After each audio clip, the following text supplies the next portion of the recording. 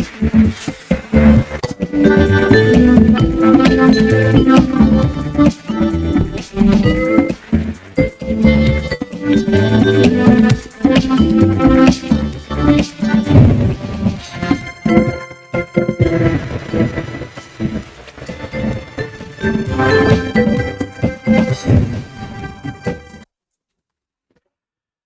and welcome. This is NTA Tuesday Live. I'm Cyril Stover. Now, the Nigerian state has undoubtedly evolved through several circles of administration, with each of these spearheading eras, drafting a blueprint with a vision of restructuring the country to acceptable international standards. Now, this, over time, has compelled governments to source for funds within and outside the country to meet critical developmental needs.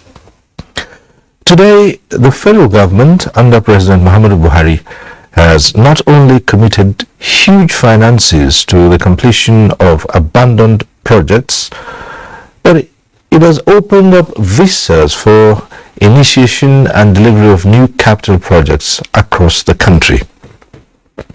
Now, these projects, bridges, housing infrastructure, airports, rail transport, they're all aimed at bringing rapid development to the doorsteps of the Nigerian people. Tonight, NTA Tuesday Live will look at the efforts of the present administration in infrastructure delivery and the impact across different communities. But before we go into the discussion, let's get to see this report put together by correspondent Abdullahi Muhammad. New bridge crossing into Cameroon, another a gateway to the Calabar port, all waiting for the green light to switch. The second Niger bridge, a KIV project in the past, now on the verge of completion. Total Water Bridge bringing the north and south about an hour closer. Major highway projects across the 6 geopolitical zones, making journeys shorter and more comfortable. The major aspect of the infrastructural development that they've picked is the second Niger bridge, which was not started by the current administration. But they're trying their best to ensure that they complete the second Niger bridge before they finish this tenure. The Abuja Kaduna Zaria Kano dual carriageway is another important national asset. It is because of this fact that the federal government, deemed it necessary to provide adequate funding to ensure that this project is executed to successful completion. At the moment, the project is divided into 3 sections. That is, from Abuja to Kaduna is section 1, from Kaduna to Zaria section 2, and from Zaria to Kano is section 3 of the project. At the moment, work are in progress in the 3 sections concurrently. And this project too is also benefiting from the innovative approach by the government in terms of funding. The NSIA is funding this project directly. And so far since the project started, there has been no funding problem. More Nigerians have quality and affordable housing with the National Housing Program and public-private partnerships in housing opening up more spaces.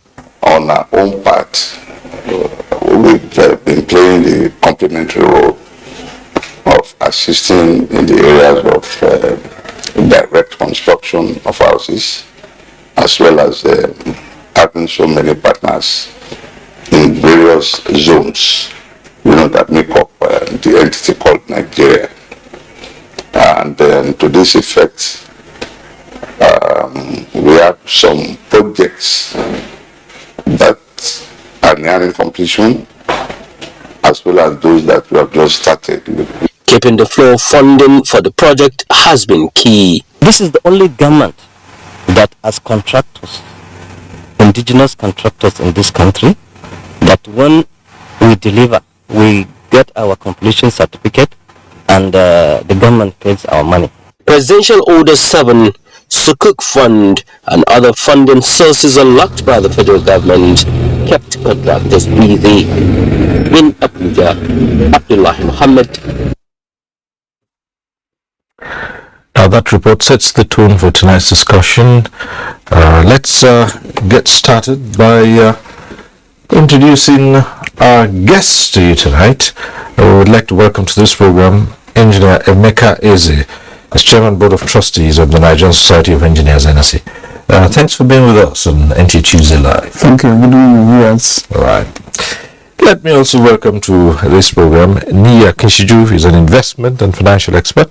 Thanks for being here tonight. A pleasure as always. Thank you so much. It's a privilege. And also joining us tonight is Engineer Kashim Ali, the former president of the Council for the Regulation of Engineering in Nigeria, COREN. Nice to have you with us. Thank you very much.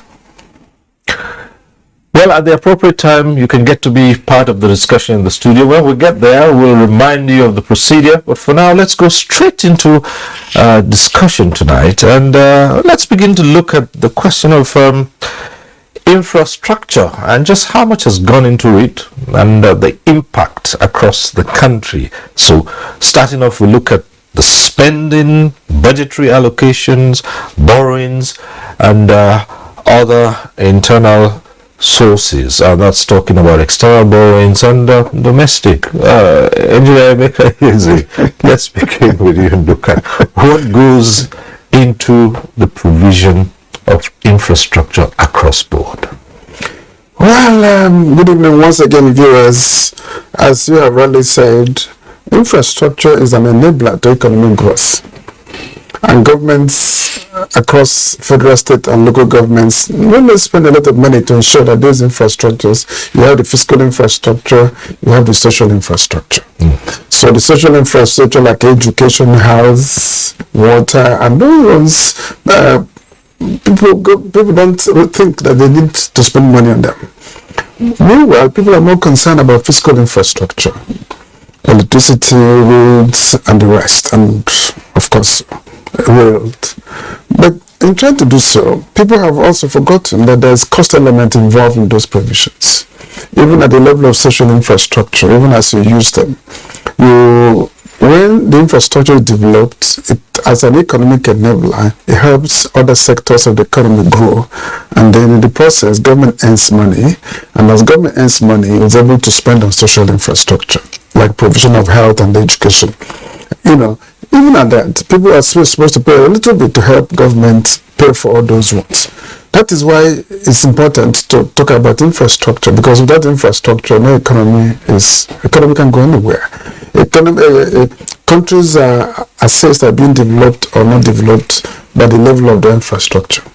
And you can agree with me that the level that Nigerian infrastructure state is now qualifies Nigeria not to be a developing nation. And I think government is doing the best it can under the limitation of resources, revenue that we have right now.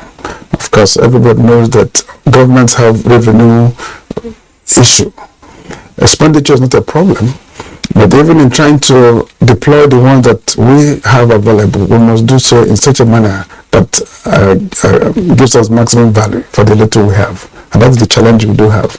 As we go on, I'll talk more about how to allocate and deploy these monies to ensure we don't have abandoned projects. Okay, thank you so much. Let's go over to Nia Kishiju and look at the huge cost implication. Yes, desirable to have the infrastructure, but again, it's virtually impossible without allocating huge funds. And now you see a scenario where you have budgetary allocations and governments, and not particularly, not just this government. We started off by saying governments, subsequent governments in Nigeria, administrations and different eras have had to source for these funds. Thank you. Well, it's quite simple. The premise of a budget is based principally on resources available. We're talking about material resources now, the naira and kobo. So if you're talking budgets, it's principally an anticipation of what your economy is expected to earn and of course expend within the given period. But of course we know that, of course, as the engineer said, the expenditure side of a budget is the easiest side You know, the most difficult side of a budget is the income, the revenue side, because there are certain models you have to put at play to understand what exactly are your expectations within that given period. And when we have an economy like ours that had historically been based on the mono product, you know, and that had also been subjected to the vagaries of global forces of either demand, supply, or some other ancillary factors that you cannot even within your own corner of the world anticipate. It becomes also difficult, and that's why from time to time we come up with a number of models to be able to say, okay, within this period we are likely using this algorithm, as it were, we're likely to do this. Presently we have what we call the medium-term expenditure framework and the fiscal strategy papers and all that. But the truth of the matter is our economy had been, or had been subjected to a bust and boom, you know, kind of style, character. You may expect to earn so much, and something happens to your crude oil and gas that forms the base of your earnings, you know, and when that happens, whatever may be your projection becomes a challenge, because it's likely you don't earn as anticipated or as projected. So there are years we feel good. It is not by our making.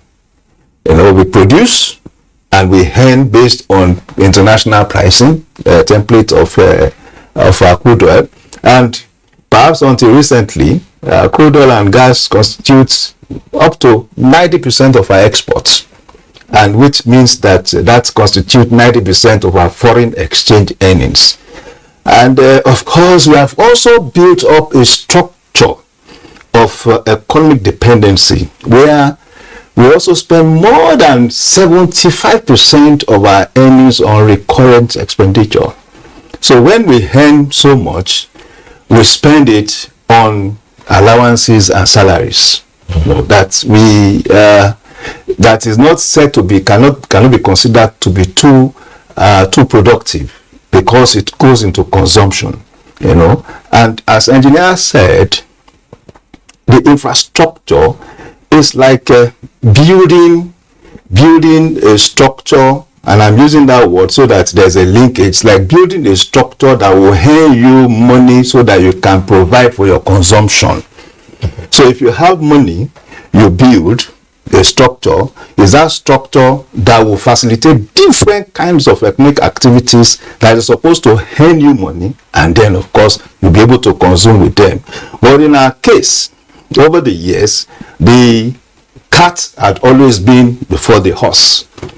We earn, we spend, and we now, of course, we spend the bulk of our earning on consumption and a small percentage of our earning on infrastructure. And that had, of course, created that historical constriction, you know, in our economic growth and development. Okay. It leads us to Engineer Kashim Ali, and the question here is, going by what we have listened to from both Engineer Eze and Nia Kishiju, it would seem that you can first classify Nigeria as having a huge infrastructure deficit, despite all the activities of administrations and subsequent administrations across the board. We can also agree that huge sums have been expended on building this infrastructure and putting them in place, which has led to sourcing of funds from anywhere possible. That justifies expenditure we have, you think? You see, the problem of Nigeria especially that we could try one method before we clearly understand. We see something again that looks glittering and we jump at.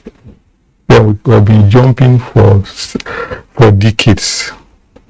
from one method to the other, and then without really mastering. The truth is, we are not an island.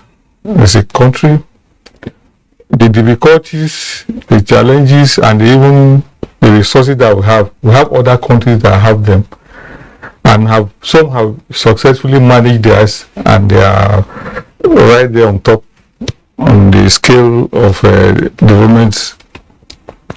And there are other countries also that have performed even worse than us. So we have enough lessons to learn, but we don't seem to have done that. Yes, infrastructure is an enabler for the economy. For instance, if you look at the power infrastructure, once you have electricity, it is very engaging. It's common sense now that electricity is engaging. In fact, some people will not leave their villages if they have electricity. There's a lot of migration to the urban areas in Nigeria, but if people have electricity, most people will stay in their communities, because there are a lot of things they could do that will boost their economy within the rural setting.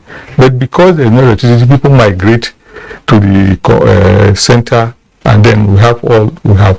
So we have not tried to be consistent in our program implementation. I'll give you an example. If you look at the infrastructure MDAs today, you see some of them having projects that are as old as 40, 30 years, that didn't have a lifespan of more than, say, 18 months, 24 months, or 36 months. But they are still there. But even in spite of that, we are building more, bringing in new projects. But the first one that was planned was intended to be a foundation on which the subsequent ones will come. So just like you're doing a foundation of a building, suddenly you are confused. You say, no, let me go and buy the roofing sheets. And you don't have enough money to even put the walls up. You bought the roofing sheets and you kept them. It's a waste. And that is the attitude we have adopted over the years. I mean, for me, I think that is majorly the crisis that we have. And that's why we have to go around the whole world looking for where we can get cheap money to either borrow or ask for help from. So that is it. What we do, because I don't want to just highlight people over, is that let's bring in consistency in our planning. There was a time, I'm not going to mention it, I had the privilege of serving in an administration, and the chief executive did not claim to know it all. He won't always say, okay, at the end of each month, let's sit down. These are the resources available to us. What are our priorities? All the sector heads will sit down. You will say, we are owing this contractor. If he is not paid, there could be destruction to what he has done already. For instance, if somebody is doing a road and the rains are coming and he starts earthwork, if he doesn't proceed to firm it up, the rain will come and wash whatever you have done away.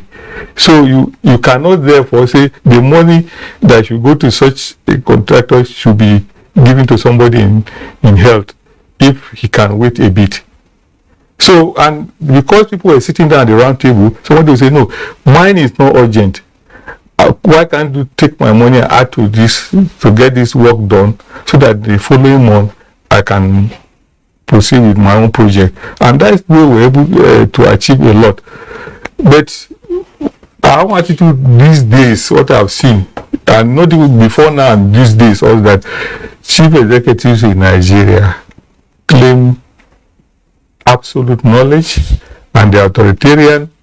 You see, only one person insists, like the minister will see that only him will approve money.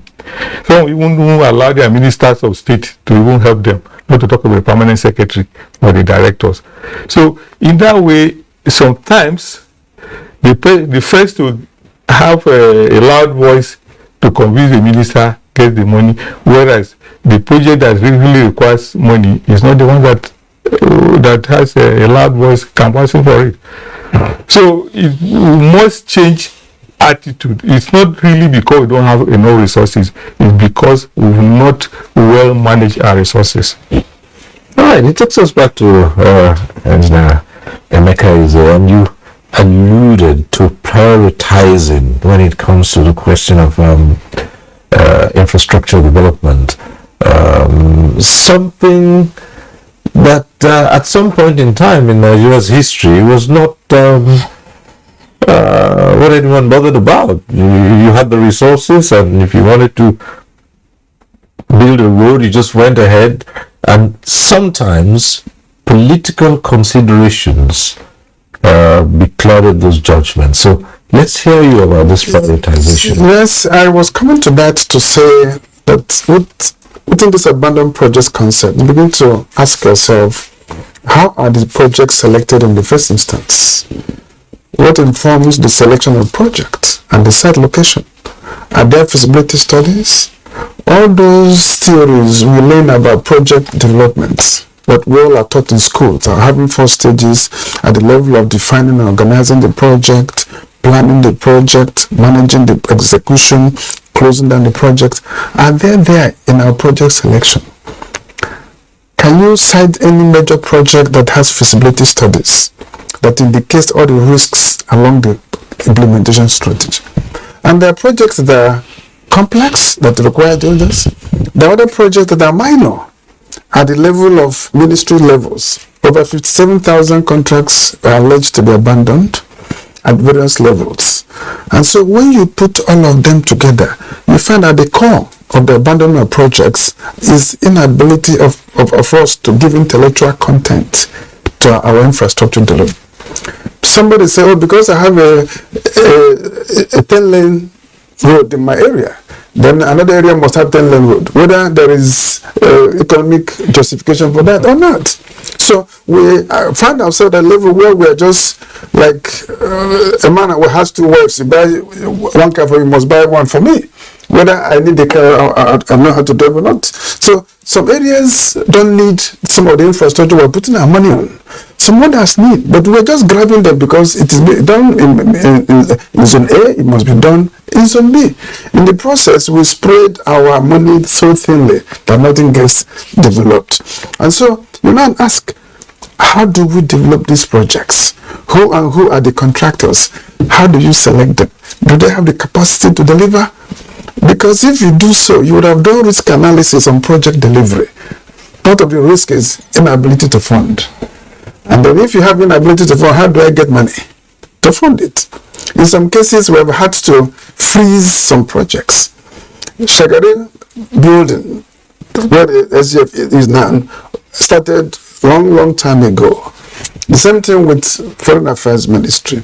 Same thing with Head of Service building. At a point, this matter came up in one administration, and they froze all new buildings and devoted money that is available to finish those 3 major projects. The Shagari building, where the HF is now, the Foreign Affairs Ministry now, and the Bullet building. And moved Foreign Affairs from where they were in Wuse to that, and allocated some offices to that. That is the way to manage it. When you look at your projects, you will have to find a way of freezing some. Remember, the contracts are under agreements. You can't just easily walk away. But then, you have to look at projects that have attained some level of completion and say, hey, let us prioritize them. Any project that has attained 85% or more, we will devote all our monies and get it completed. And then from there, you begin to reduce the cachet of uncompleted projects in your portfolio over a period of time. But then, what has happened? At a point, government said no more new projects. And of course, the system went around it and began working with our National Assembly. Our National Assembly has a very big role to play in this. Because I can have a project of 30 million, for instance, and then I get it done for 3 years. I pay the contractor 15% or 30%, maybe give him 10 million. And the next year, There's no provision for it. That project has become abandoned. If you go around the whole country, as simple as primary health centers that cost at 5 million, 15 million, are all abandoned. Let's not even talk about big projects. I'm talking about small projects, because project is initiated by one honorable member. He's no longer in National Assembly. The next person comes, he doesn't provide for it, and then the project becomes abandoned. They're all over, littered all over. So if you ask me, government should freeze all of them. If you get any budget, if you get Nigeria's 2022 budget, it's in 3 volumes, volume 1, volume 2, volume 3. Every single project is ongoing. Every single. See them. Even as projects as small as 4 million, 400,000, 10,000. I won't mention the many, but it's there. Ongoing. Even programs that are supposed to be considered that programs are captured as capital projects. So it's not so much about government, it's all about us as a people. Who is the government? Government is the public service. Okay. All right. Okay. At this point, we have a number of reports. We'll take the first one, and then we'll return to the studio. This one is coming from Lagos by Hingido John Adams. For those living along Lagos-Ibadan Expressway and rail corridor, as well as frequent travelers along that axis, respite is what they are enjoying. Revival of construction work on the project by the present administration has given them hope that their long-time wait for completion of the project is almost here. Doing a business in Ibadan will be very easy, so it will add value to properties within Iju, and also it will increase the output of production in Ibadan. By land that is even 45 minutes from here to Ibadan, so which will be very convenient and comfortable. As the present administration prioritizes infrastructure development, experts say if the tempo is maintained by subsequent administrations, Nigeria will be a point of attraction for investors and even tourists. Papa Oshodi Express Road also came up under the tax credit, the tax credit scheme. That's why you're able to see the kind of project, the kind of progress you are seeing. We have projects like the rehabilitation of the outer marina. Also, it came up under Sukuk funding. Ibadan Felicia is also another project that is also getting the attraction of the attention of the Sukuk funding. So work is also ongoing there, even on Benin Shagamu Ajibandele is also being funded by Sukuk. So if you have a situation where you can live in Mowe, Ibafo or Fada, Asheshe, along those corridors, and you have, those are stable plains, actually, not flooded environment. So, developers as well as individuals can go into those places to develop. And if you also look at the rail corridor, so many developments are actually coming up between Lagos and Ibadan, especially with all that is going on within that corridor alone. Work have reached appreciable level, and as deadlines for completion draw nearer, residents and commuters are hopeful that the projects will be delivered at the stipulated time. Right, back in the studio here, Nia Kishiju. Perhaps not until recent developments, it could be said that many of the projects in the past ended up being abandoned because of a syndrome Nigerian administrations were known to suffer from. And that is, for many Nigerian administrations, government was not a continuum. And therefore, everyone would come in and decide that everything that had been done in the past would just stay there in the past, and everyone would start their project. This went on for so many years, and only recently have we seen a departure from this. Of course, plus some other factors too. It's not just about non-continuity of projects. We also had so many other factors that has contributed to abandoned projects, and it boils down to this boom and bust cycle. When we have boom, when we're earning so much, there's so much excitement, everybody comes to the table with all manners of projects, some that are not relevant, some that are relevant, you just put it there, and we have so much money to play with. For instance, by 2014-2015, we had the federal government had issued close to 206 contracts, covering about 6,000 roads, worth 2 trillion naira. 2015, the total amount of money budgetary fund to Ministry of Works was under 18 billion naira. We had entered a bust cycle. But during our boom cycle, 2010 to 2014, first quarter 2014, we were issuing contracts. That was when we issued out 206 contracts, to build those 6,000 stretch of roads. So by 2015, price of crude oil had crashed from a high of 100 average to a low of about $30, per barrel. So we were Armstrong. Projects had to be abandoned. So there's no talk even about continuity because there was no fund. Because in the first instance, no proper projections were made, in terms of cash flow management, in terms of managing the sustainability of the projects and all that. And of course, again, that will also have its own cyclical multiplier effect. When you abandon the projects, you would be sacking workers. You would be shutting down sites. It now has a number of economic impacts in the environment, as it were. But I think what the government did starting 2015, I will personally commend the Buhari government, because from my engagement in that process, it was clear there was a deliberate policy in place to freeze any manner of federal government issued contract and to concentrate on those 206 contracts, prioritize them, and of course ensure that the what is now called the presidential legacy projects, are properly funded. And there was a deliberate linkage of funding with the Nigerian sovereign authority, NSA, to the what is now known as the Presidential Infrastructure Development Fund.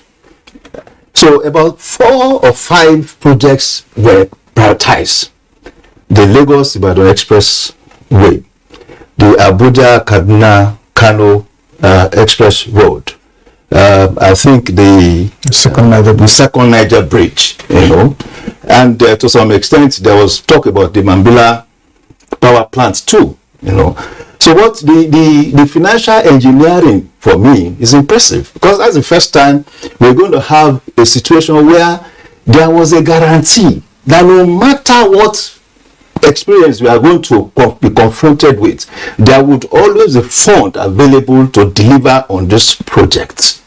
So that for me is a workable template. Now today we can see that the second Niger Bridge is about 90% completed. The Lagos-Ibadan Expressway is about 80-90% completed. The Lagos-Ibadan train railway line is completed. Now if we have that kind of system in place all this while, most of these projects that were conceived during our boom cycle, would have been able to be delivered, whatever would be the situation we are confronted with in our boom cycle. So going forward, I sympathize with the engineer's position on what the National Assembly has been doing, with the budget. But again, that's politics. I also know, if you follow what we do with politics, I also know that at a point in time, about 4 years ago, during the 8th Assembly, there was a violent relationship between the National Assembly and the executive arm of government, because the executive arm of government was not giving consideration to constituency projects.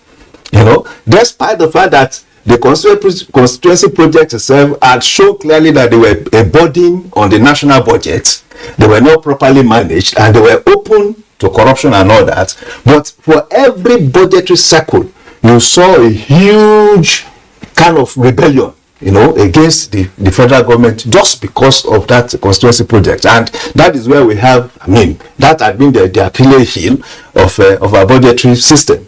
So what I'm saying essentially is that we have seen this government able to deliver on some projects, on some legacy projects.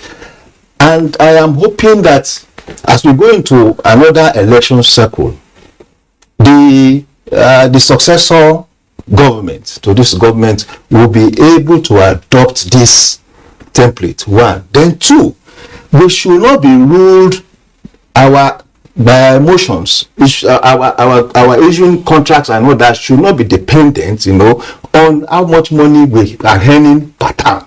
But we should be guided by one, capacity, by two, the enablement of our environment, and by three, the necessity of the project we want to deliver.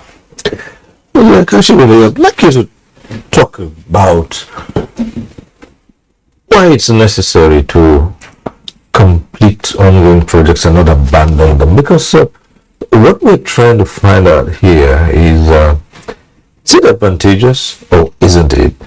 And what role can the people play here? Because you do hear, and this has been on for many years, one administration comes in and tries to conclude what had been started by a previous administration, and the people turn around and say, what are you talking about? It's not your project. After all, you have not done anything. It is somebody else's project. Again, pushing for administrations to abandon whatever had been done in the past and start fresh things. Is that the right way to go? No. I think people will always talk, no matter how. So government therefore has to have the capacity to explain. Let's look at the disadvantage of abandoned projects in Nigeria. I'll give you this example. We talk about Lagos Ibadan, almost 90%. Talk about, in fact, there's a lot of agitation also in the southeast that you should do Enugu, Port Harcourt, and all those things. But the link, the center is in Abuja.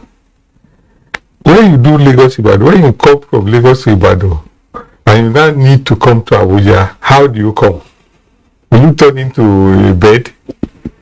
The link road between Ibadan and Abuja is not there. It's one of the abandoned projects in Nigeria. It was awarded in 2006 or so, and it is still there. It was supposed to be completed in 36 months. It's still there. So the terrible thing about that again is that as the years pass, you lose even the completed sections. So people going from the Abuja to the southeast are trapped in between. Those going to the southwest are also trapped. And nobody has considered it a priority project, for instance, because nobody seems to have a loud voice along that corridor. That's not how these things are done. So people are not talking enough. Not that because the problem is not there. So people will always talk. The government has to take a decision. For instance, let me focus a bit on the highways. This government inherited about 600 highway projects. They have increased it to 800 and something within this period. And the whole 800 are all ongoing. Where would they ever get the money to do that? Why did anybody decide to increase that number from 600 to 800? What I think we should do is, if we must stop this, if you come in, when people come into government, you're already there. Whether they praise you or they don't praise you, when you go, your legacies will remain. And if people look at more of their legacies than what people will say while they are in power, because if you are in power, even if you are doing the wrong thing, some people will always share you up. Of course, there are people whose job it is to just say you are a good man, no matter how bad you are. So you have that component. So you can repel, but information is critical. And for me, you must also carry people along, because these people that are abandoned because sometimes the person taking the decision has no information. Because like we're talking about this link road now, maybe nobody thought about it at the time they were prioritizing. Otherwise, how do you look like building a house in the bush and there's no road to the place? How do you go there? So then, but what some sectors have done fairly well, and I want to use an example of like water resources. They had also about 200 and something projects at the time this administration came in, and they said, okay, they did a technical audit. I participated in a technical audit as a regulator. They wanted me to they had a list of, so mostly volunteers. The minister they look out for his friend. Being an engineer, he look out for his friends. Please come, I need to get this thing done. And I couldn't. So he set up people to help him with just providing logistics. They went out to identify these projects and prioritize them. There were some that were unnecessary. And I'm sorry if I want to be specific. There was a village that I visited. The community will be there about 100 people. It's a very small community. Then there was somebody who had influence there who tried to put a dam on their stream. The stream used to flow freely and they used to fetch water, clean water. But by the time they put that dam, they started impounding, and cows started coming in there to drink the water, share the water with them. So they no longer had clean water. Meanwhile, they don't even have capacity to maintain that dam, even if it had been completed. They can't even afford the stream. It's just a small around the stream. They set around the stream, so it was cheaper for them to go to that stream and fetch their water and do what they are doing than for you to say you want to go and put a pump. They will not even have money to pay for the diesel that will pump the water to their community. So such projects have to look. We have to tidy it up. Do a regional project that will cover them, because all they need is just a pipeline into that community and they have enough water from outside their community. And there was a regional scheme that was nearby, but somebody decided to put that dam there. So many of such were taken out. Then that is how this project in Kashimbila, that were completed. They were there for almost 30 years. They had to be completed. Because you have to just, governance is not why. That's how you have the power of coercion. You cannot just say because people are saying you will do and use it as an excuse. It doesn't work. We had countries, that's why I started my discussion by talking about other countries that were in our kind of situation, or even worse, that outgrew them because they decided to use their head. So governance should be about using our heads, not about just looking at what people say, because that way you will never make progress. Because if you want to move forward, you want to say no, you are moving forward, you have left something behind, you turn around, so what else will say no, you should have moved to the right. At the end of the day, you will be so totally confused, you achieve nothing. So we must change our style. We have the best of brains in this country, and I see this all sense of responsibility. There's no country I have had people going this that have not met Nigerian doing exceedingly well. Every success story in the world today, you must have Nigerians involved. Why can't we harness all those resources to do something for ourselves? Why not? And that is a real challenge. These absolute people in power thinking that because they have conquered and they must enjoy the spoil of nobody else should come near except those who were part of the army. It doesn't work that way. Nationhood is not like that. Okay. Crazy. As important as infrastructure is to the development of any nation, there are those who still think that it isn't the bedrock, and that there are other things here. How would you assess that? Well, obviously, the greatest assets of any nation are the human resources, the human beings, because in spite of all the laws you put in place, in spite of all the infrastructure, if the human beings to probe them are not well trained, you just wasted everybody's efforts. And so the human infrastructure is also a capital. So while we're spending money on the fiscal thing that people will see, we need to also spend money in building the human capital, both in character and in learning. More of a character than in learning, because if you have a good person, well educated, and he has no character, it's more deadly than the person who has character, and who has character but no knowledge. Because the person without character is the most dangerous person to trust your nation in. So, why are projects abandoned? The common thing is not enough funds. That's the sing song. But most of them, there are projects that are abandoned due to lack of adequate preparation. Somebody just wakes up in the morning because, like my president Ali said, oh, I'm this, I'm that, I have the authority to decide, I want this project here, without any studies. And then the projects, the civil servants will run helter-skelter, put up documents, and then contracts are awarded at preliminary stages.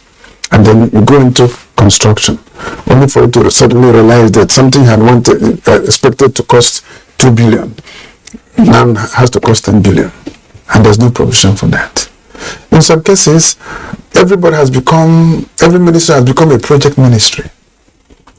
Then we're saddling every agency of government with the responsibility of construction, and they don't have the human capacity to manage construction. That is at the core of most of the abandoned projects. You can imagine people whose background are in history being contract managers, developing bidding documents. How can they manage? Go pick any budget. You see, every ministry is not a project ministry.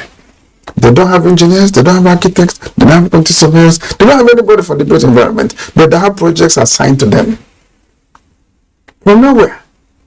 And we're looking for why can't they be abandoned? Well, projects are not properly defined, so they don't know the scope, they're not designed, and so when they get in there, they get stuck.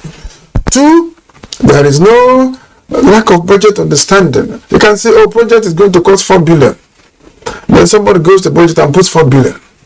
Meanwhile, this project is a 4-year project. He puts 4 billion in it. Of course, the contractor cannot wait certificate to consume 4 billion in the year. And so, the minds of the National Assembly say, oh, we have provided enough money for you, that's 4 billion. So the man can only execute maybe 20% or 30%. They have forgotten the S-curve in project management. Then the first beginning of the year, you spend maximum 35% subsequent years. So next year, the people who are managing the projects do not provide for that project. And then the project is stalled. In some cases, a project that is going to cost 1 billion, they put 200 or even 30 million. And you look at it, what am I going to do with it? And so you see that the project allocation, funds allocation is not in any way tied to the needs of those projects. So that's why projects are abandoned. How do we revive them? How do we revive them? Government needs to do agency by agency assessment of projects ongoing and find the ones that are necessary. The ones that are not necessary, they should not even implement them. Right? The ones that are critical, they should coerce them together and fund them. In the case of constituency projects, in the past, what government used to do was to call everybody from a particular state and say, hey, sometime we went for a study tour of Federal United Congress, and some national members were with us, and we asked them, what is the responsibility of National Assembly in federal responsibilities, constituency projects? They call it federal earmarks. They said National Assembly has no business in contracts or building rural roads, community town halls, roadsides, all manners of things we're spending our money on. What they do in United States is what they call federal earmarks. That if you're a legislator and there's a federal responsibility in the area that requires attention. Your job as a legislator is to draw the federal authorities attention to that federal responsibility that is not receiving attention, but not for you to use federal money to go and execute responsibility of local government or state government. That is part of our problem. And I think if we have to do so, we need to find a way of freeing that money. If you check the kind of money being spent there and devote it to projects that are located, federal projects that are located in those zones, because we have each, in those days, they have 100 billion, divided 60 to the Senate, 40 to the House, and then each geopolitical zone gets 10 billion. What the other president did was to say, hey, you guys from this zone A, tell me which federal project that is in your zone that we will use this money to make sure it's completed. But that project has to be federal responsibility. And then we move that along all the zones. Then come to zone A, say what are the federal responsibilities do you have that are suffering from lack of money? Then we put it there. Then same thing for the House. In the process, federal funds will be used for federal responsibility. If you do that, and then all those small ones, like you said, people must talk. We'll forget them and go ahead. And then use the free money to go to social infrastructure, to build the human beings. Because without the human beings, everything is a waste. Because what does government exist for? Is it not for the human beings? Thank you. All right, there's this other aspect of it, and where funds are unavailable, governments resort to borrowing. But that has always led to heated debates. Not the least what's happening now, where some citizens would say, well, Nigeria shouldn't be borrowing because when you borrow, you accumulate debts, and some have expressed worry about how those debts will be paid. Others have said there are other ways you can raise funds, and raise funds that would not hurt the economy and the future. What are your thoughts on that? I don't think there's anything absolutely wrong with borrowing, especially if you are borrowing to build infrastructure. And my thinking really is that even if we are trying to define other important bays, away from infrastructure in terms of course, human capital, it's the quality of infrastructure available in an environment that determines, to a large extent, the quality of the human capital you have to. And that is why economies, developed economies across the world insist, on upgrading, upscaling, their infrastructure from time to time. We know what Biden had to contend with over the last 2 years, either in terms of its infrastructural funding,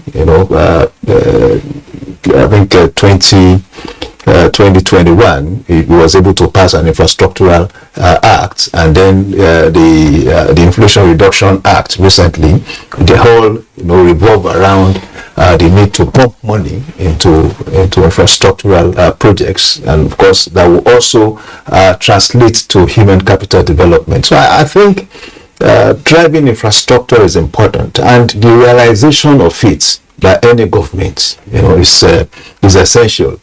However it is, in the last 4 or 5 years thereabouts, some of us are hopeful for a greater Nigeria with the quality of infrastructure we are seeing, despite the constriction in revenue hand.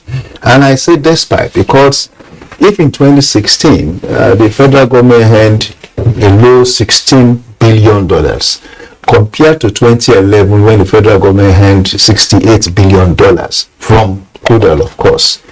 And in 2017, it moved from that 16 billion to about $24 billion.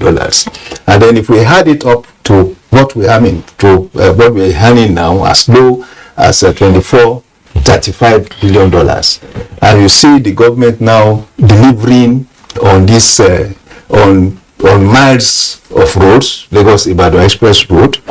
Yes, there may not be linkage yet, but But again, getting that link to is we are talking about Sukuk.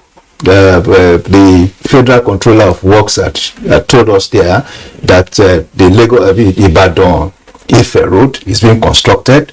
I think that's a link road too. But the essential thing for me is how borrowed money are expended within consensuous consideration. It's not wasted. It's spent on projects that are desirable. And of course, we know that infrastructural project by its definition is supposed to be a productive project. That as long as it qualifies for that, it's just, for instance, we get the Siemens electric power projects on board, and we're able to increase our electricity production from the average 4,000 megawatts that we are producing now and of course distributing to 7,000 megawatts in the next 12 months. It will vastly impact productivity, in the economic environment, and of course would also reflect in the GDP, would also reflect in human capital too. So I think whatever we are borrowing now is still competitive, because the figures are telling us that we are, in terms of either if we are using the debt to GDP ratio, we are perhaps the least in West Africa, at under 32%. We are perhaps the least. Yes, there have been some, of course, anybody who is adept at financing would also said, okay, if we are looking at the revenue to debt, yes, revenue service, especially debt servicing, you may think there's a challenge, but the challenge is just to push the government or those in charge to do more, because it's about revenue earnings. So can we be more creative? And it is out of that creativity that we are now seeing the tax credits, the road rehabilitation, refurbishment tax credit. Now that tax credit is creative to me, because that is actually borrowing money without interest. You get Dangotes, you get MTN, you get NNPC to preemptively, pay their tax forward. It's like paying their tax in the forward position. So rather than wait till 10 years before you pay your tax, you are paying it now. And if we are going to borrow that kind of money in the bank, you'll be paying interest on that kind of money. So if in the last I think 8 months, a total of about about 600 billion naira have been garnered from this tax credits. That's creative, So yes, we may have issues with borrowing, but the truth is that borrowing to develop infrastructure is important. If we don't have good roads, we will have constricted productivity. If we don't have enough power supply, we'll have constricted productivity. And I think there is a need for us to not to continue borrowing, but to continue to have creative, solution to providing infrastructure. All right, at this point, we'll take a break. When we return, there'll be more on delivering infrastructure, and the phone lines will be open. That means you can get to be part of the discussion in the studio. You can call in and air your own views.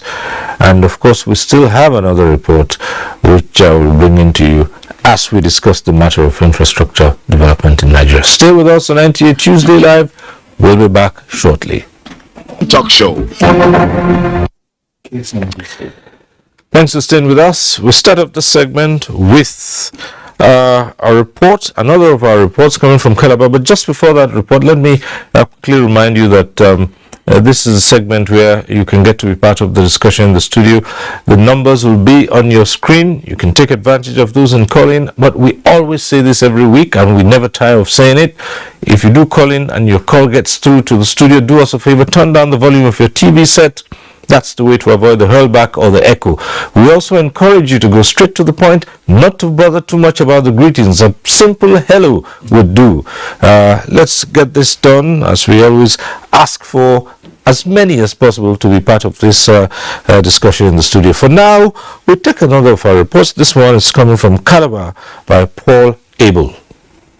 The Calabar-Itu Federal Highway has been a nightmare to motorists and communities on that axis for several years before it was re-awarded by President Muhammadu Buhari administration to bring respite to the people, as the road is a major economic spinner which connects South-South and other Southeast states. The over 87-kilometer, 185 billion naira road with 5 bridges, over 45 culverts, handled by one indigenous firm and 2 multinationals, which links Cross River and Akwa Ibom states, is making progress as members of communities along the axis can both express their joy on progress of work on the road. It is same story for the Calabar-Abuja Federal Highway, as the provision of funds has facilitated the job to meet specifications and deadlines. We are very grateful to the President for delivering us from this mess after 36 good years. We are praying that the effort that has been started should be effectively completed. So we need to come there and compensate those people, those shops, to scatter to make the road wide. Everybody benefit for government.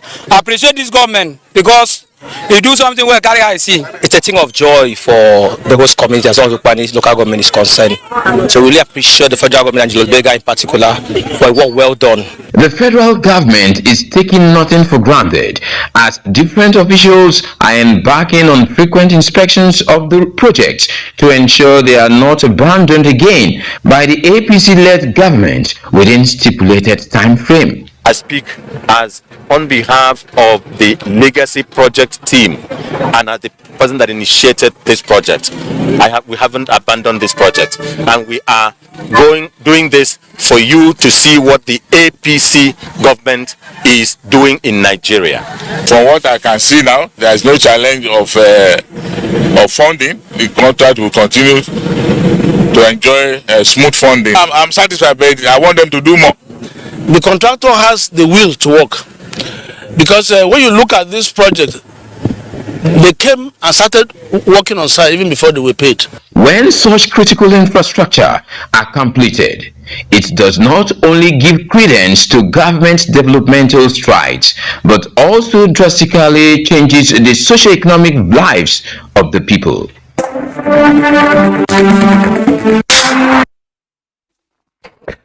All right, another of those reports, and back in the studio, and just as we continue the discussion, we hope that the calls will come through and you can be part of it. But speaking about the completion of some abandoned projects and other critical infrastructure, what comes to mind is the second Niger Bridge, the local Owetu Bridge, and some others. And the fact that in the last 24 hours, there's also hope that more funds will be committed to those projects. And we're talking about the signing of the agreement between Nigeria and the United States for the repatriation of some 24 million dollars. And now these... First, let's ask what you think about this, Nia Kishu. Well, that definitely assuages our position because that's liquidity in the system. It's as if somebody has been keeping money for us. And I was so going from time to time, we get releases, from that side. $23 million at this time, it's a godsend, because this is one time that we see what it is to have shortage of dollar in our system, and that there are fears even by some people that recurrent expenditures would be affected. So if you have $23 million coming into the economy, and I think it's the good sensibility of the president to say this should go into the PIDF, that's the Presidential Infrastructure Development Fund. So we're talking of a dedicated fund now that goes into infrastructural development and is applied, to those legacy projects. Those projects are important start-off points, for infrastructural growth for the country. So I think it's well applied. It's well applied. And going forward, we are not going to start waiting for this kind of interventions. But going forward, I am expecting that we'll even go on to a more creative way of sourcing for funds to develop, to apply to our infrastructural growth. Okay. All right. We've got our first caller tonight. Bello, I believe? Yes. Yes, he's calling in from Calabar. Hello, Bello, go ahead. Yeah. Okay, I'm appreciate the program that the people are doing on NTA Tuesday Live. So, and when they talk about the Lagos-Ibadan Express, so I was really surprised. I don't know how many Lagos-Ibadan Express we have in Nigeria, because since President Muhammadu Buhari came to power for 8 years, every day they are budgeting about Lagos-Ibadan Express. When the EFCC discovered the looted money from the former governor of Delta State, James Bori, when they bring back the money, they said that you have to take control of Lagos-Ibadan Express. The same thing, Abuja looted all Lagos-Ibadan Express. Any profit we have, the excess crude oil, also they will divert to Lagos-Ibadan Express.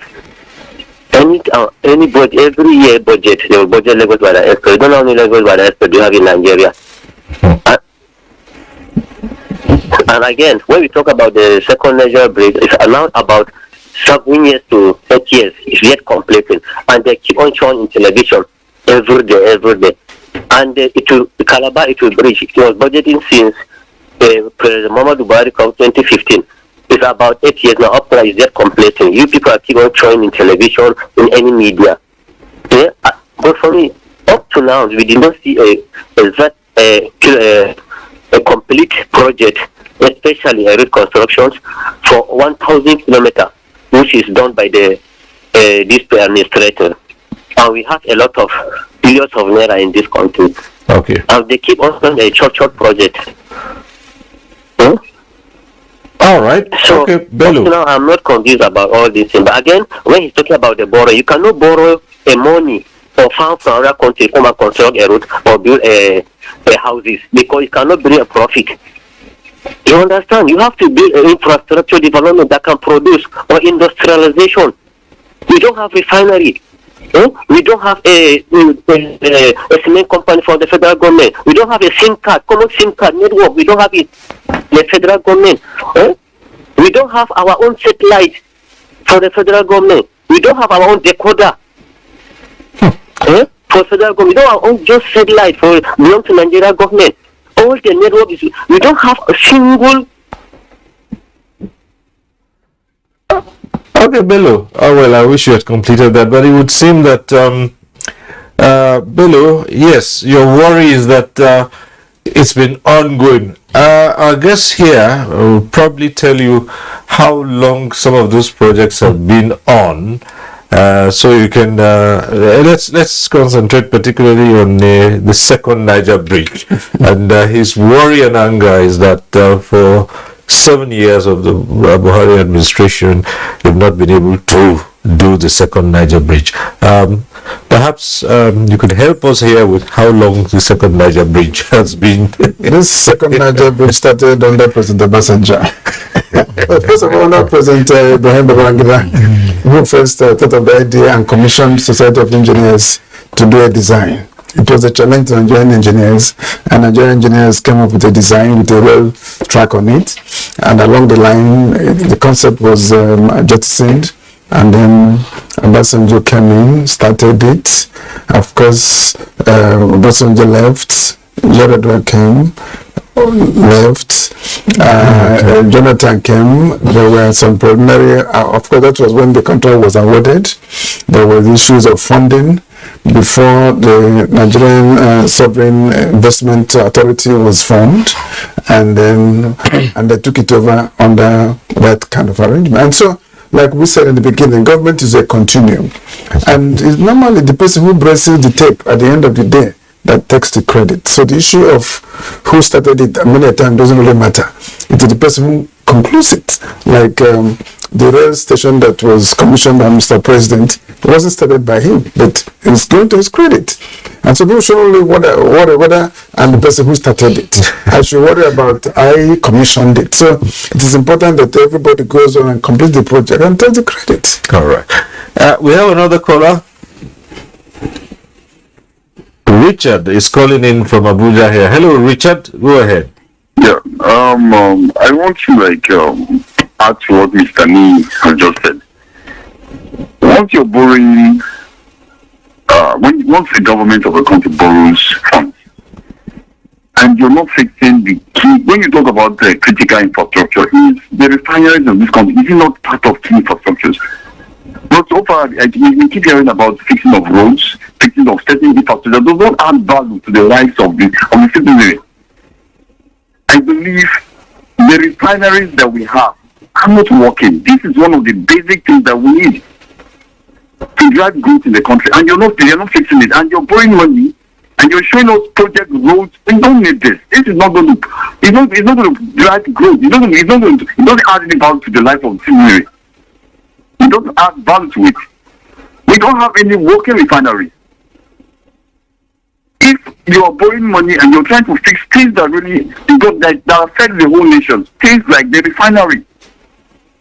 Imagine a country like Nigeria, we still import fuel. This is one of the things that we need in the country, not some project that doesn't mean anything.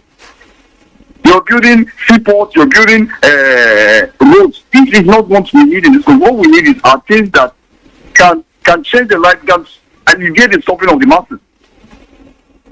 I'm so surprised that the current government have tried. Listen to me, the way I say it, once you cannot fix the refinery, there's no project. There's no project that is worth the suffering of every common man in Nigeria. This is something that affects almost everybody in the country. We all see what happened, that the fuel prices went up to almost 500 to 600 naira per liter because we don't have working refineries.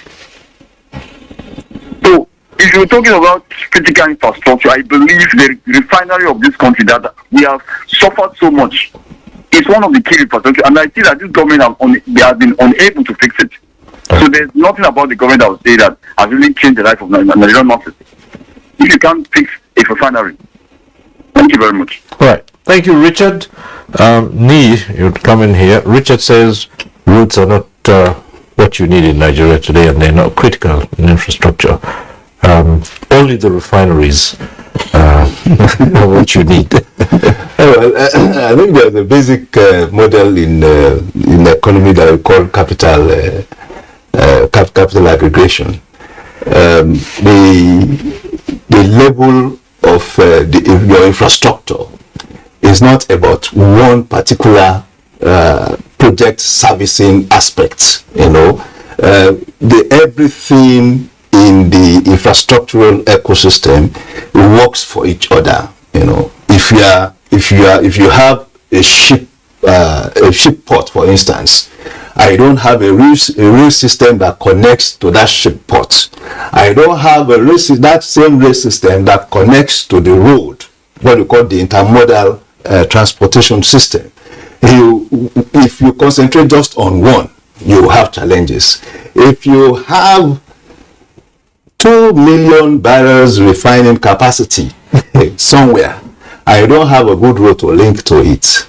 You don't have power to drive it, you don't have what again?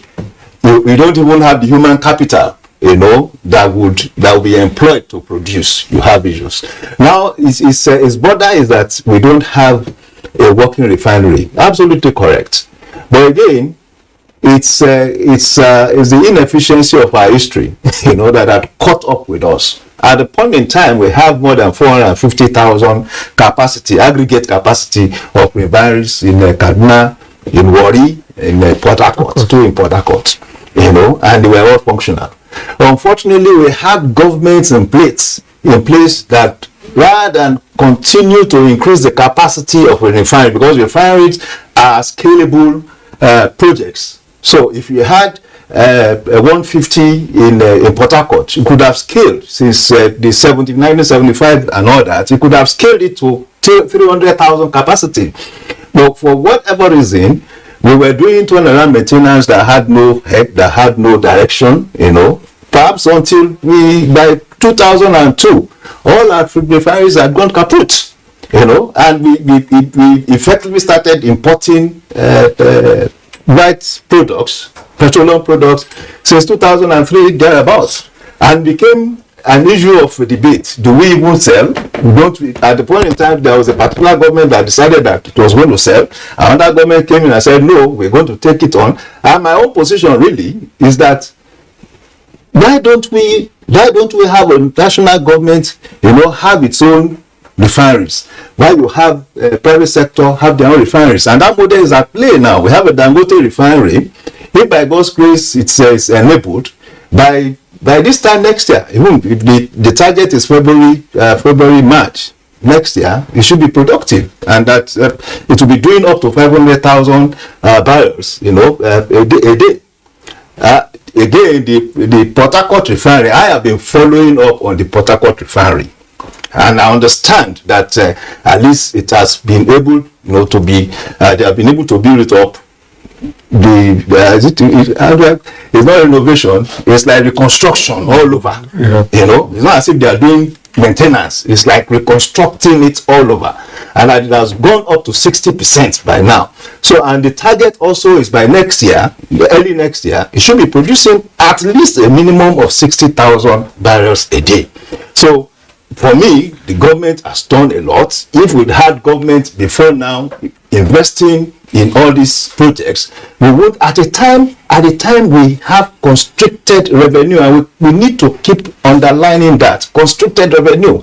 And to Bello, that was bothered about Lagos Ibadan. It's not Lagos Ibadan alone. We should also consider Abuja, Kaduna, Kano.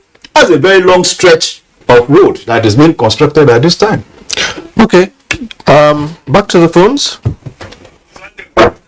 Right. We have Sunday calling in at this point. Yes, go ahead, Sunday. Thank you very much. I saw what people are doing in the studio. I love what the present administration is doing.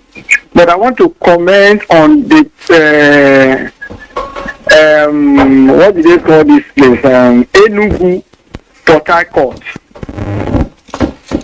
I don't know why the road, they have been talking, they are showing all these things, and we cannot get Enugu Port Harcourt.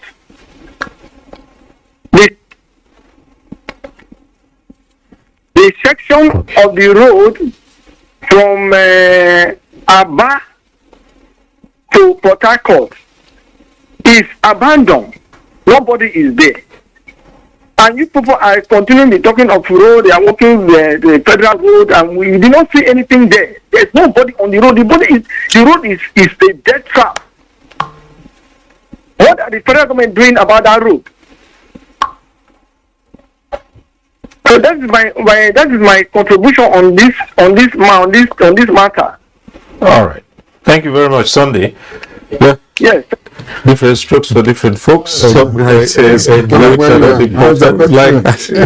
Richard, on a lighter note, because he lives in Abuja and the roads are good, he's so worried so that he can drive around. But the people living in Kogi, for instance, who need to come to Abuja are worried about the road. Just like people going to Port Harcourt also are worried. Or even going from Enugu to Anambra. Exactly. So there will always be. That's why we started with this issue of priorities based on known models. Already we are not reinventing the wheel. There have been practices, centuries of practices that we can learn from. What are the things you need to do in building your block? You need to start from somewhere. One enhances the next one. Like if you have the road, for instance, it makes movement easy. More people can move. It reduces security. I used to give an example of this road going through southern Kaduna to Jos. You know, all along we used to go through Akwanga, you go through Gimi and go to Jos. But at the point the road became bad and there was a state government road that was going to Sabekana that you can take to Jos. And that reduced the crisis in that. You know, that used to be hot zone before McCarthy became governor. It was very hot. People were being killed because the roads were bad. So if you have a village that is 5 kilometers from where you are, they could tell a story that the place is burning. Because the road is bad, you will not have the incentive to go and check. And then you just start your own crisis where you are because you have heard that they are killing your own group of people. And that but with the road, so a road is an enabler. Once you have the road, it helps you to achieve so many other things. And even if you have the refineries and there are no roads, when you fill your tank, where will you go to? So it's like a chicken and egg situation. But all the same, what we need to do, which usually I think even in most governments in Nigeria, towards their tail end, they begin to realize that a lot of things they ought to have done at the beginning weren't done, and they start doing. Now that we're on that course, I just hope that if the trajectory can continue, then we have a building on what has been started. Because even if we begin to load additional contracts again, we will derail, and then the next government, towards the end of their own, again they start doing it right, and the next one comes again, and we keep repeating this. We have done it over and over. It has not helped us. We must have a consensus. How, I can't say exactly, but we need to have the National Assembly also come in, perhaps to reduce their own excesses for all these attracting projects, necessary or unnecessary. Because today the latest fact is that people want to import solar panels from outside. We are manufacturing in Karshi. Nigeria government is manufacturing in Karshi. Nobody is going there to buy, but they want to go to China to go and buy. The illumination will be high at the beginning. After 3 months, the thing goes down. Back to the phones, we have Hassan calling in. All right, hello Hassan. Hello, Mr. Shiro. Good evening. Good evening. Good evening also to the guests in the studio. Yes. Really, I've had all the discussions that went on based on today's topic. Really, infrastructure is very critical to any emerging economy. As far as Nigeria is concerned, roads are one of our major problems in this country, because if you look at it over the years, we have about 900 roads projects that are ongoing across the 36 states of the Federation. And looking at the FEMA budget, you see that about 60% of their budget is on new roads, not on rehabilitation or maintenance. So I think this has to be changed, and this is where I think the National Assembly and other key stakeholders need to come in to address this issue.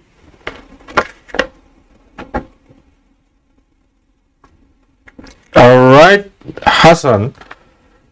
Okay, Hassan, I think we lost that call from Hassan there.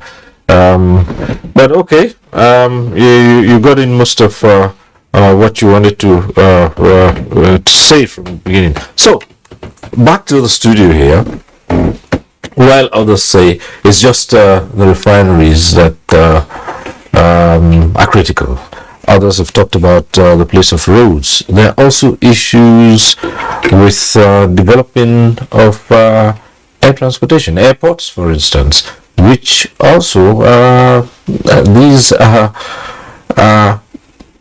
critical to a country's development. Yeah, because sometimes I'm aware that National Planning Commission at a point set up a committee that had what they call National Integrated Master Plan, Transport Plan, Infrastructure Plan, that links the air, the road, and the sea together. Because like he said, if you bring goods by sea and comes out, there's no road to take it out, it becomes a problem.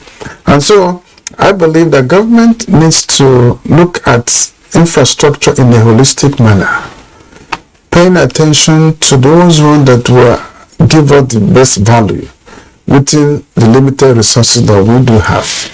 And in some cases, we may even raise bonds, local bonds, to finish some project. I remember when Airport Road was being thought about, and Kubo Express Road, for instance, there was no money. But I think the Minister of State, I can't remember who was the Minister, Alero, drove a passion that raised domestic bonds that completed those projects, and it was done and on time. Imagine that roads were not done. The cost of doing it today would have been 4 or 5 times, considering the value of the currency that we are in. Because for all the effect of forex exchange, that affects our project delivery. And that's why our budget has almost remained stagnant since 1982. Because Shagari's budget at 82 was about $32 billion, 1982.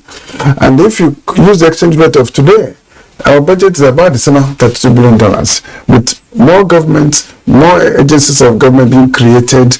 So these are the ways of I'm very happy that Mr. President has said he was going to look at the report of streamlining agencies as a way of freeing out free funds to run our infrastructure.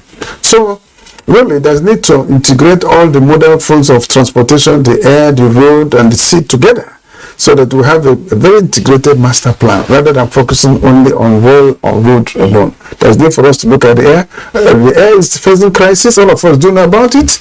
You see what's going on at all the various airports. The forestation is affecting the aviation sector. People can't fly because the cost is so exorbitant and all that. So these are the challenges that government has to deal with, because that's why government exists anyway, to deal with those problems. And you can't solve all problems at a go. Speaking of the airports, we also have the seaports, right? Yeah, we have the seaports, yeah. And I think my first point is actually to commend government that now we have 4 international standard rated terminals, the Terminal 2, Murtala Mohammed International Airport Terminal 2 is a major, is what some of us are already calling it a 4-star terminal, in terms of facilities and other enablement in that terminal, in that airport, and the fact that it's actually complementing the whole terminal. It means that the usage is enhanced. The numbers of travelers that will be going through, would increase, and you also have the Kano International Airport. You have the Kano Ibiam International Airport. You have the Abuja International Airport. So these are projects delivered, and I keep saying delivered with in a situation of little resources. That impresses me more. When you have that kind of capacity to deliver when you are making so little money. And my easy analogy is that you are a household that was earning 1 million naira at the time, all of a sudden found itself earning 200,000 naira, and is able, to try and live to in a situation or a lifestyle that is nearer that 1 million naira, considering the kind of infrastructure being delivered. Now we have the Lekki Seaport that will also be delivered. It's a private sector driven initiative, and people have been talking about diversifying project delivery. Now, for me, the day Lekki, the what do you call it, the rope is cut to Lekki Seaport, we would have recorded a substantive private sector engagement in infrastructural development, because Lekki Seaport is very, very significant to our businesses, to global growth, and of course our connection to the global economy. Let's get this call through. Chidi, I believe, who's calling in from Anambra. Chidi from Anambra. Yeah, Chidi from Anambra State. Yes, go ahead. I also want to talk about this second Niger bridge. It has been a long time. They say that they are going to complete the project in February 2022, but the project is still going on. I'm not sure that they are going to complete it before they leave office in 2023. So I'm urging the contractors that is handling that project to speed up work and complete that project, because that Niger bridge is very important to Southeast and Delta State, because that old water that did a lot of hold up, and the bridge is now conducive for movement again. So they should tighten up and complete that second Niger bridge and all the roads that are linked to that Niger bridge. So they should do fast and deliver that to other state and Delta State government. Another thing I want to talk about is this Ibadan Lagos Express route. It has been a long time that people are saying that they are constructing a Lagos Express route. So they should, all those projects they are saying they are constructing, they should speed up and complete all those projects so that the Nigerians will be happy. Not just say they are doing one project for 8 years, more than 8 years, you are still doing one project. So they should, all those projects they are saying they are doing, they should tighten up and complete all those projects so that if they do government come in 2023, we should focus on in another project or new project that they will put on, and for Nigerians to see their own project as 2023 goes on. Thank you and God bless you people. Well, thank you very much, Chidi. Well, just a quick mention here of two of the projects they actually talked about, the second Niger Bridge and the Lagos Ibadan Expressway, have been in the news within the last 24 hours, with funds being committed, with part of the $23-24 million coming in being committed, part of that being committed to these projects. And so, again, there is always this matter of projects and how long they take before they're completed. And for some, it might always look as if it's a never-ending story, Engineer Kashil. But take us through, project execution, particularly as an engineer, and things that can affect those.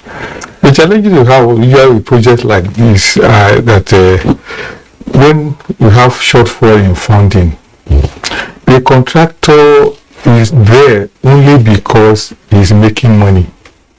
There are no other interest. So as long as there's no money, he will not waste his time staying there out of sympathy. He will demobilize. Sometimes move equipment to another site, maybe where he's getting paid. When you do pay, then he will now have to remobilize.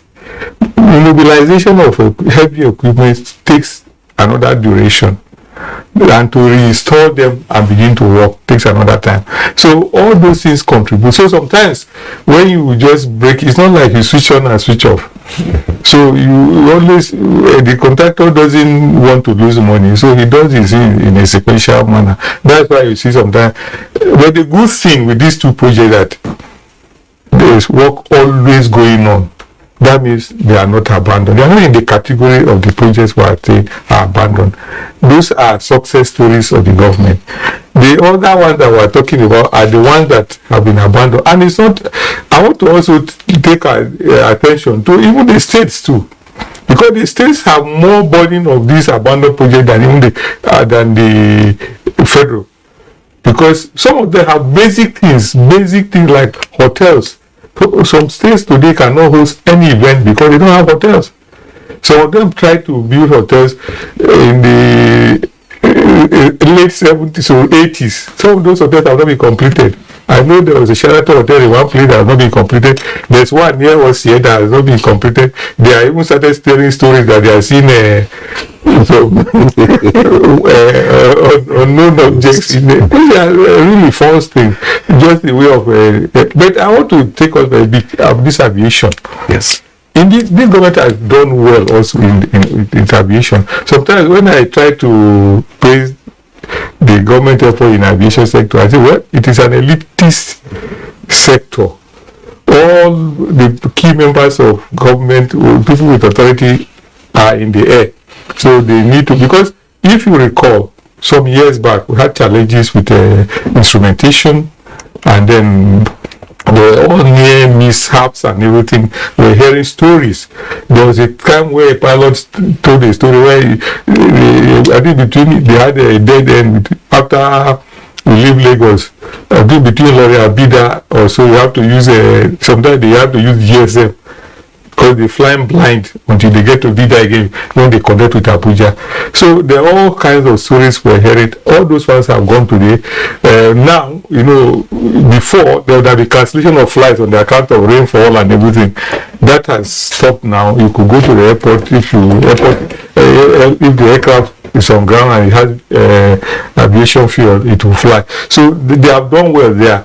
But the point here now is, and state governments are even building more modern airports than even the federal, because the airport that is being built in Abakaliki, it has the longest runway in Nigeria or even in Africa. It has the design of the terminal is beautiful. It's something they are not leveraging on anyone that is in Nigeria. So a lot of state governments are also doing that. And so aviation sector is well covered, more than covered, because there are even states who should not be building airports that are building because their governors want to fly in instead of taking vehicles. The road sector is the one that the ordinary man is, and the one that really will boost cycle. That is what our focus seems to be. We're just addressing what they are saying. The focus is on roads because road is the biggest enabler. Apart from roads, we have electricity. But the case of electricity is something that we have found some kind of solution. Often when we talk about it, I say, look, the capacity, electricity generation in Nigeria is higher than what we have as an official figure, because you see there's no family or street that hasn't got one huge generator or the other. So people are beginning to also pay now. You have neighbors sharing, so people have a bit of electricity. They are able to take care of that. They are able to take care of also of their domestic water supply. The roads are not things that people can do for themselves. That's why they focus on is on roads, because the roads have to be done by law and by even the resources. That's the only government can do it. If I do a road from here to we're talking about a road from here to Lokoja, Tene, Benin, you're already crossing boundaries. A state government like Kogi can only do between its boundary. But for the federal government has the resources and the authority to do all across. That's why the focus is on roads. And I think if we can get road right, all others will easily fall in place. Right. Well, as we begin to wind down this discussion, we must, of course, look at challenges to delivering critical infrastructure, foreseeable challenges, and some that we might not, because of course, as we've discussed here this evening, there are certain things which no one envisaged. Maybe I've mentioned a few of them. The vagaries of the price of oil, which the country depended on, and of course, you do also have a pandemic that chipped in its own and caused a lot of distortions to the world economy. So, what are the challenges we're looking at as we continue to provide critical infrastructure?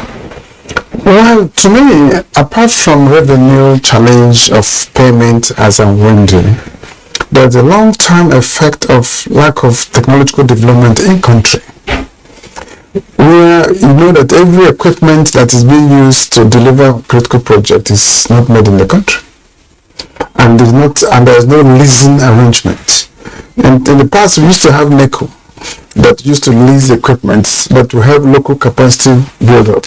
And so in the long run, you find out that if you look at the most actors there are foreign firms, and those foreign firms, their costs are not too cheap. And so, part of the challenge is the internal capacity of the country. We are not able to even fix our spare parts or produce our spare parts for those machinery equipment because our job steel mill is not working, where you can fabricate spares to reduce the cost of maintenance. So it's also a challenge in the long run. And also the quality of technical people that we're producing is even more and more important, because after our generation and with what is going on, we begin to wonder whether we are not going to begin to import engineers and technicians that will help run and maintain our facilities. It's all over the place. So while we are looking at delivering something good for now, it sounds good, we clap for ourselves, but then what about the sustainability? When we are gone, no matter how long you give any government, they will never finish the problem of any nation. The most they can do is do the best they can, so the next government will come. Because government is an unending relay. You do and hand over, you do hand over. But the greatest challenge we do have is the human capital. We must find a way of developing that so we can develop those costs in-house, in-country, that will reduce the cost of production of anything. One of the equipment you see is made in Nigeria, and they have to import it, they have to pay for.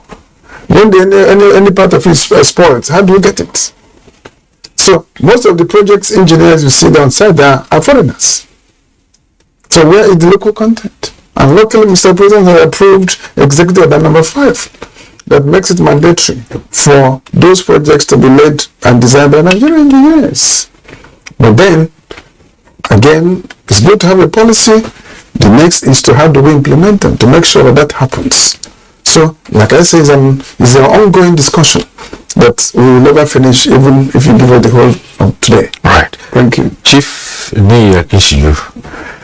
I think it's a version of the version.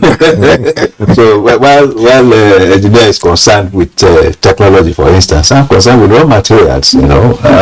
We still import bitumen, and if road is important to us, why should we be importing bitumen if we have a large deposit of bitumen across the bitumen belt in Nigeria, across about 4 or 5 states? A huge deposit of bitumen. We have never made attempts, either historically or even in current times, to exploit what we have. Whatever, I've had people also say that it may be expensive to exploit and all that, and I said no. The benefit of deposit itself is an advantage, is an economic advantage. So we also need to also evolve our own technology. We can evolve our own peculiar technology to exploit the bitumen. That's one. And of course, the whole ecosystem of our own contribution to our own growth is important. The level of dependency has become embarrassing, so much that everybody everywhere in country is bothered once there is a percentage decline in exchange rates, because our model is easily, where are we sourcing this thing from? Can we start also think, yes, I know that the challenges we are going through now have actually started forcing some companies, to start looking seriously at backward integration. But it should be a conscious act. It should not be about water finding its level. It should be about in-house, what capacity can we evolve to look at the vast resources around us, and of course, domestically, exploit them. That would go a long way in saving foreign exchange for us. It will go a long way in increasing and enhancing internal domestic capacity. All right. Yeah, I totally agree with all that they have said. But also, there is a good side, the sunny side of it, that government again has recently recognized the need to look inwards. NICENI was set up to do most of backward integration, but it has been left for about 30 years unattended to. Government has started doing that, attending to them now. They will make prototypes, and hopefully the private sector there will be off-takers that will take them and then develop. Even at local level, there was this, whoever knew that Nigeria could produce this armored vehicle that was being produced in Ondo State. There is somebody also who has a manufacturing firm for tractors. And they are manufacturing in Ondo, between Ondo and Oyo. There are some pocket of success stories that are there. But what do? We need to harness all those things. Then get Ajokuta working, like he said, and then do continuous training. We have to learn from countries like Malaysia, Singapore, Indonesia, Thailand, and so. What they did was to train their people. Even before they started, they kept training, so that by the time they started doing these things, it was easy for them to, because they took them to all parts of the world. So people came with their experiences. There's nothing you take to Malaysia that is not modified. I'll give you one example of their train system. About 70% of their train system can never have accident of killing anybody on the track. When we put a day-old child on the track, the train will stop automatically. They did it deliberately. What they imported was different. They configured it on their own, and they turned their 6% of their trains into driverless on their own, because they needed to do something with their knowledge. I'm telling you, Cyril, we have people, more creative people in Nigeria than you have anywhere in the world. Because you just need to, sometimes you just go to a village and you see what they are doing there to survive. People make their own soap, they make their perfume, everything in the villages. And those things are not caustic. And they make their life simple. That's why you see some of them are comfortable while we are here struggling to look for imported products. They don't care about it. And we must also, this our reliance on the dollar as a basis of, I don't know, I'm not an economist. Go to Ghana, you can't buy anything with dollar. Go to South Africa, go to most countries, but it's only in Nigeria that people rush for dollar. Why is it so? Why can't we change so that we can let our money stay in?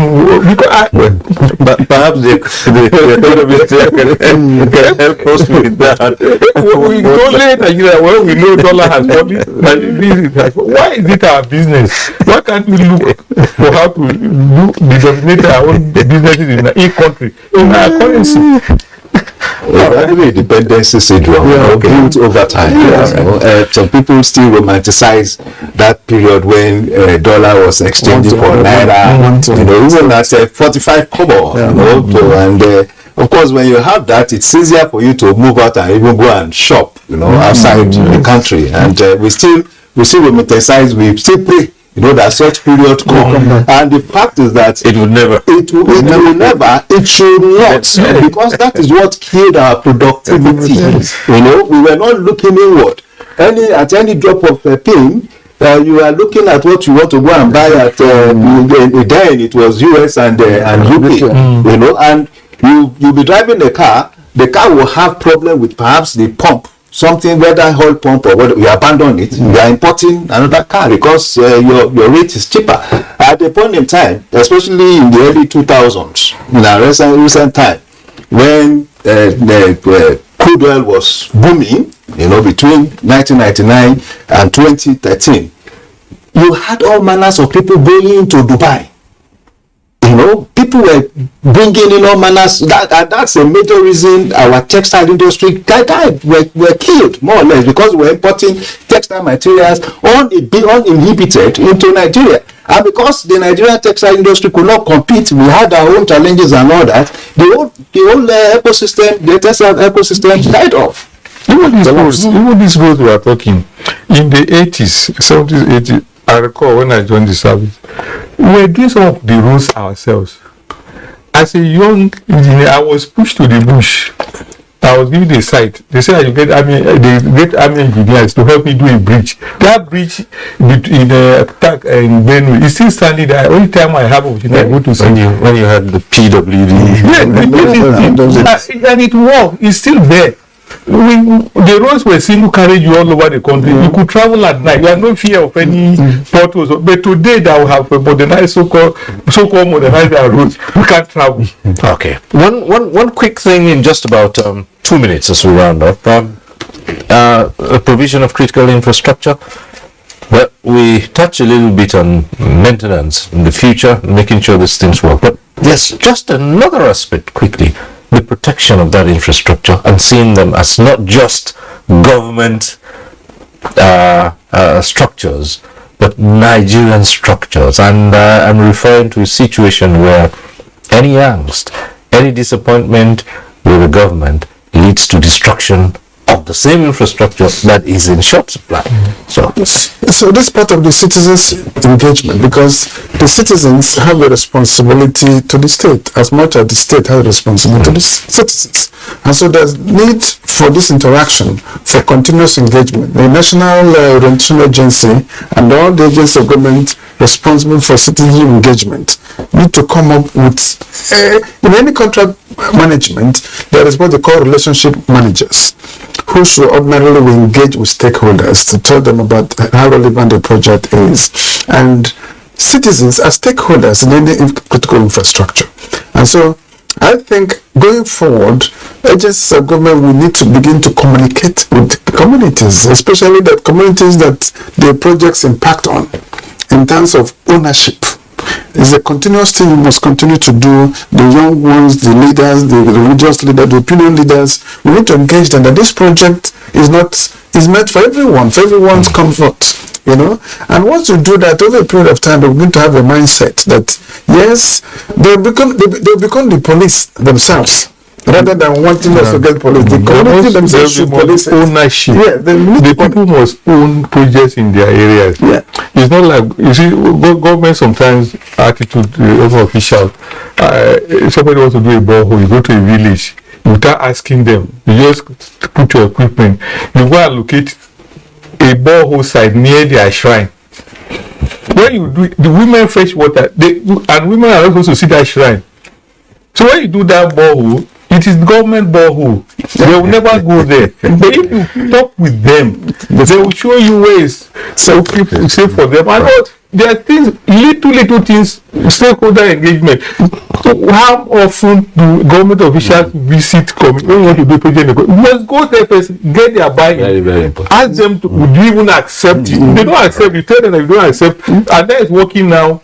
They're doing that in the petroleum sector.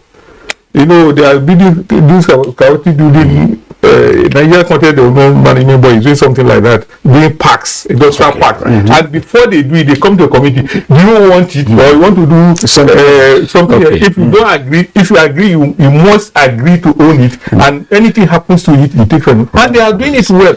So we can change the narrative. So it is on that note we'll end this conversation, and we'd like to say a big thank you to our guests. Engineer Emeka is a chairman board of trustees of the Nigerian Society of Engineers. We thank you for coming. Thank you. Let me also say a big thank you to the Chief Niya Kishiju, investment and financial expert. Thanks again. Pleasure. And thanks also to Engineer Kashim Ali, former President, Council for the Regulation of Engineering in Nigeria, Koren. It's a pleasure to have you join us. Thank you. And thanks to you too for being part of this conversation. Next week we'll be back with NTA Tuesday Live. I'm Cyril Stober. Continue to stay safe. Thank